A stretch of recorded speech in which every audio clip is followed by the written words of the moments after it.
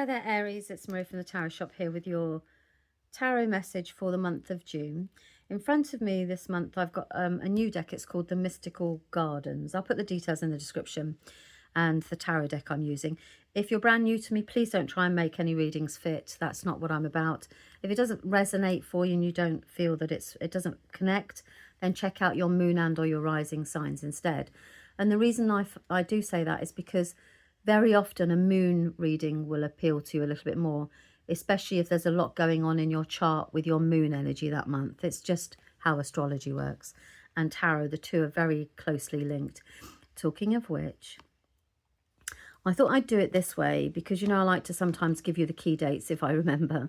On the 9th of June, you've got Jupiter and Venus cuddling up together. Conjunct. So you've got on the 9th, and it's quite a big deal this month. It's a very positive thing. So on the 9th, or I think it's the 9th, yeah, it's the 9th of June. Think of Jupiter as the Wheel of Fortune, because that is the card that's connected with Jupiter. And the Empress is the card of Venus. So these two come side by side. The energies are very strong when they're together like this. So this is the changing planet. Things change because of luck. So it, you know, things that change for the better, that allow you to create. The Empress is about creating and giving birth to a new idea or a new concept towards abundance. So it's a very lucky time to start that project that can bear fruit, considerable fruit later on. So that I thought that would be a fun way to show you what the 9th is. And then on the 21st, we've got Cancer. So the sun enters Cancer on the summer solstice, and this is the Chariot's day. And the Chariot is all about taking I call it the JDI card. You know, for those of you who know, I'm a bit rude about it sometimes, but it's the JDI. So it's just do it. Don't think about it. Be bold. Just do it. But in a very determined, purposeful way of moving forward. And that's the 21st. So you've got those two cards, those three cards, where the energy, the major tarot energy is this month. Okay, so I'll put those to one side, and then without further ado, as they say in lots of videos, let's have a look and see what the oracle card is for Aries for the month of June, please. I love this deck, actually. It's really beautiful. Journey. Okay. And the tarot cards to go with this. I'll pop all of the details in the description of the decks I'm using.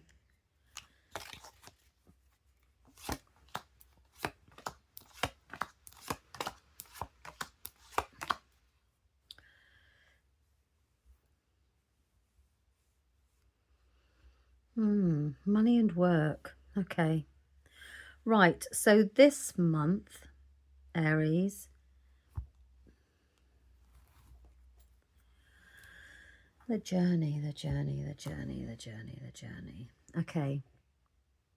There's been an unexpected financial disruption at the beginning of the month. And not in a particularly negative, it's not really worth stressing about, but the cards are saying, look, don't worry about it, because it's something to do with the fact that something wasn't on solid ground. So there's an unexpected payout here to repair something or to fix something that wasn't really strong enough or sustainable enough. So, you know, expect a minor expense at the beginning of the month.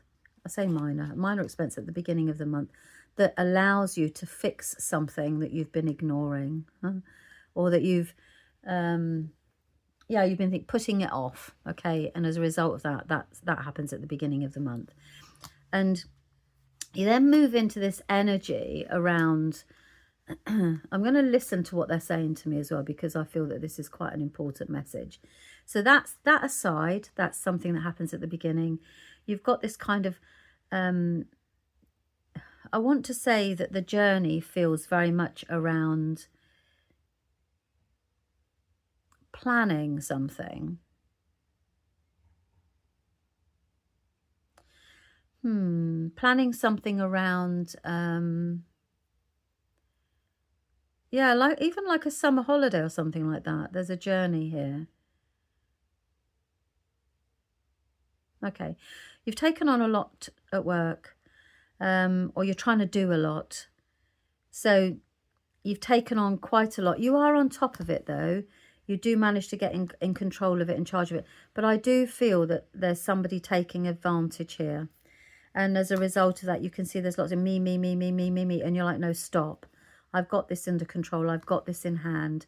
So I feel there's a situation here at work where there's a lot of people sticking their hand up, you know, wanting attention, wanting something. It can be customers. It can be, it's a very distracting time, but you have to stand your ground. And this card is saying you stand your ground and take control of the situation, or the situation will take control of you, as in your stress about it majorly.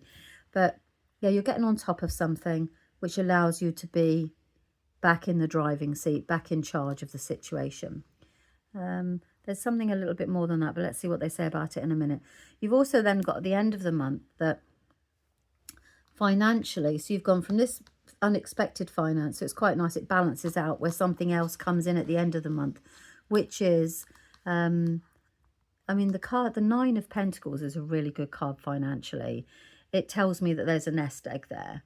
And it says that there's enough money for you to be able to afford a little bit of luxury, perhaps maybe a journey, perhaps maybe, you know, you're planning something for the future. And because you need to let go, right, with the 3 of Hearts, you need to let go of something emotionally. So something has been on your mind. It's usually something that causes you a bit of upset. So you're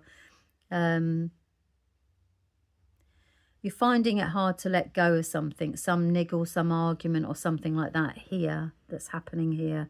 And as a result of that, you have got the finances here. And the cards seem to be suggesting that it would be really nice for you to take a bit of a break. I do feel that you don't tend to do a lot for yourself. Look at that lovely sun card. So everything's going to be okay. You know, you are going to ultimately end the month well. Yeah, it's not nice to start off with this unexpected surprise, but it wasn't on secure ground. It needed fixing.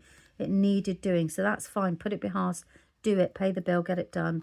And then you move on to the situation at work or in your daily life, you know, your daily routine where it's lots of people around you go, me, me, me, me. And you're like, no, stop. I've got this situation in control. I'm going to deal with it. That's an issue.